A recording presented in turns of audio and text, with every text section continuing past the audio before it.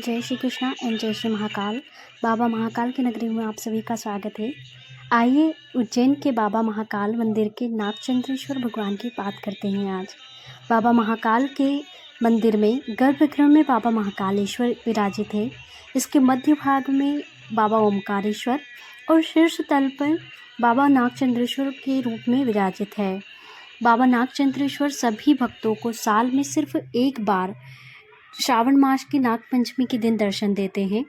नागपंचमी के दिन रात की 12 बजे से दूसरी रात की 12 बजे तक 24 घंटे के लिए पट ओपन होते हैं आम जनता के लिए, जिसमें अगर बात करें 2024 की तो अनुमानित तौर पर 5 लाख भक्तों ने इस बार दर्शन किया भगवान नागचंद्रेश्वर के। नागपंचमी के दिन नागचंद्रेश्वर भगवान के दर्शन मात्र से काल सर्प दोष की मुक्ति हो जाती है।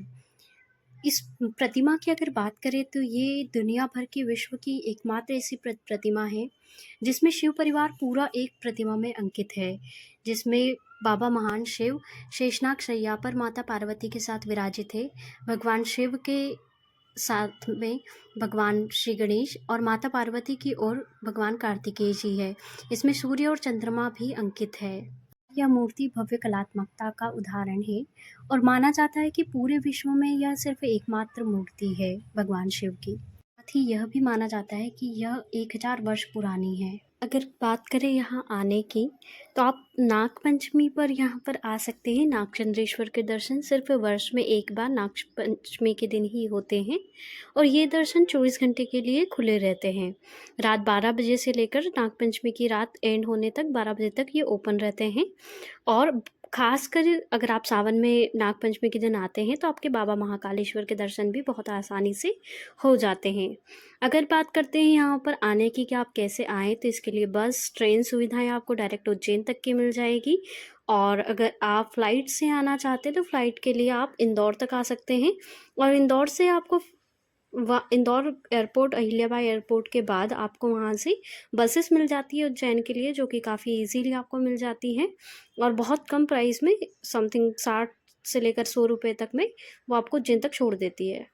आप नागपंचमी पर आते हैं और क्योंकि नागपंचमी श्रावण में आती है, श्रावण में बाबा महाकालेश्वर 12 ज्योतिर्लिंगों में एक है, तो आपके उन बाबा महाकालेश्वर के दर्शन भी हो जाते हैं।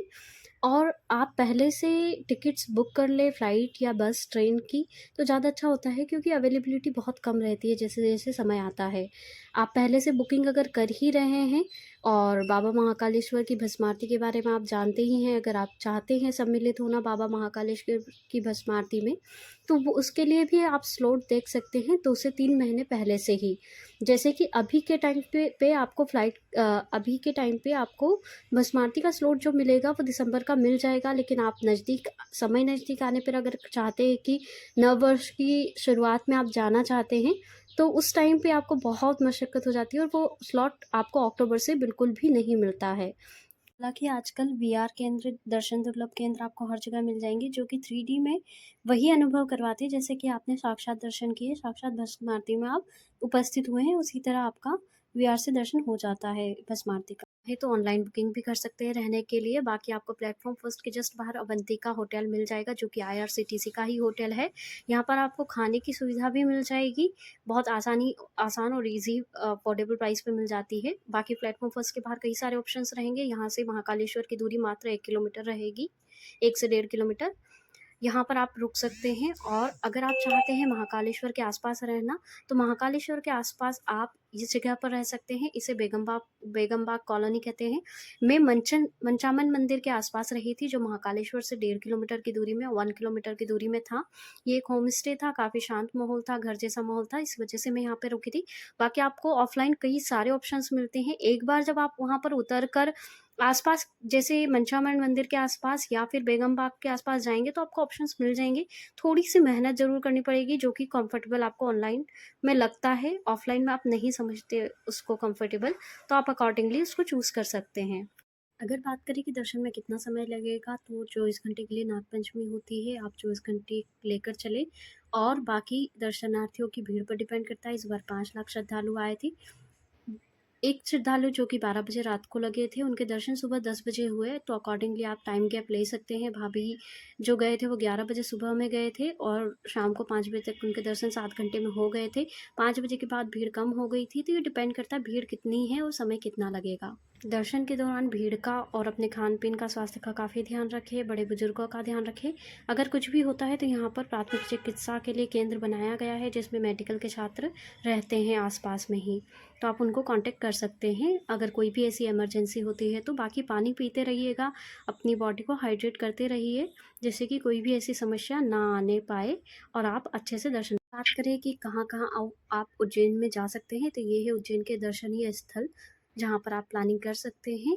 साथ ही अगर महाकालेश्वर के आसपास बात करें तो महाकालेश्वर के आसपास आपको बड़ा गणेश मंदिर मिल जाएगा, रामघाट मिल जाएगा। रामघाट आप जा सकते हैं, जो कि मुश्किल से 500, 400 से 500 और 300 मीटर की डिस्टेंस में रहते हैं। बड़ा गणेश, हरसिद्धि माता मंदिर और रामघाट। साथ ही अगर आप जाना चाहें तो 1 किलोमीटर की डिस्टेंस में, 1 से 1 डेढ़ किलोमीटर की डिस्टेंस में आपको गोपाल मंदिर भी मिल जाएगा। गोपाल मंदिर भी आप जा सकते हैं। गोपाल मंदिर में भगवान श्री कृष्ण विराजित है, जिन्हें द्वारकाधीश कहते हैं, और माना जाता है कि महाकालेश्वर के दर्शन तभी संपूर्ण माने जाते हैं जब आप द्वारकाधीश मंदिर होकर आते हैं। खाने पीने की अगर बात करें तो यहाँ पर 70 रुपये थाली से स्टार्ट होकर, आपके ऊपर डिपेंड करता है आप कितना तक जा सकते हैं। बाकी आपको आसपास, महाकाल के आसपास में ही खाने के बहुत सारे ऑप्शंस मिल जाते हैं। आप अकॉर्डिंगली थाली ले सकते हैं या किसी अच्छे रेस्टोरेंट जाके खाना खा सकते हैं। आपको आसानी से हर तरह के डिशेज़ यहाँ पर मिल जाते हैं। ये दोनों फ्रेंड मुझे उज्जैन में ही महाकालेश्वर दर्शन के दौरान मिले थे। ये कर्नाटक से आई हुई थी दोनों बहनें, वर्षा और धृति। इन दोनों को ज़्यादा हिंदी में समझ में नहीं आ रहा था दर्शन के दौरान। हम तीनों ने एक साथ दर्शन किए, और कहते हैं ना कि कुछ फ्रेंडशिप भगवान की बनाई हुई होती है। वर्षा और धृति की फ्रेंडशिप भी महाकालेश्वर की देन है, और मैं इन्हें यहाँ पर गाइड कर रही थी कुछ-कुछ चीज़ों को लेकर। उज्जैन दर्शन इस तरह के ई-रिक्शा से बहुत ईज़िली कर सकते हैं। ये आपको ईज़िली अवेलेबल हो जाता है। छोटी-छोटी दूरियों के लिए 10 से 20 रुपए में आपको आसानी से छोड़ देता है, ईज़िली अवेलेबल हो जाता है। और अगर आपको उज्जैन दर्शन करना है तो प्रमुख दर्शनिक स्थल पर ये 600 से लेकर 800 रुपए लेता है ऑकेज़न्स के टाइम पे, और पूरा उज्जैन दर्शन आपको करवाता है, जिसमें कुछ लिस्ट रहती है। तो मेन दर्शन ये करा देता है। चंद्रेश्वर और बाबा महाकाल से जुड़ी कुछ जानकारी। आशा करती हूँ आपको मेरी द्वारा दी गई इस जानकारी से सहायता हुई होगी। वीडियो में बने रहने के लिए आप सभी का बहुत-बहुत धन्यवाद, और जिस किसी को भी इस वीडियो के थ्रू हेल्प हो सके उसे ज़रूर शेयर कीजिएगा।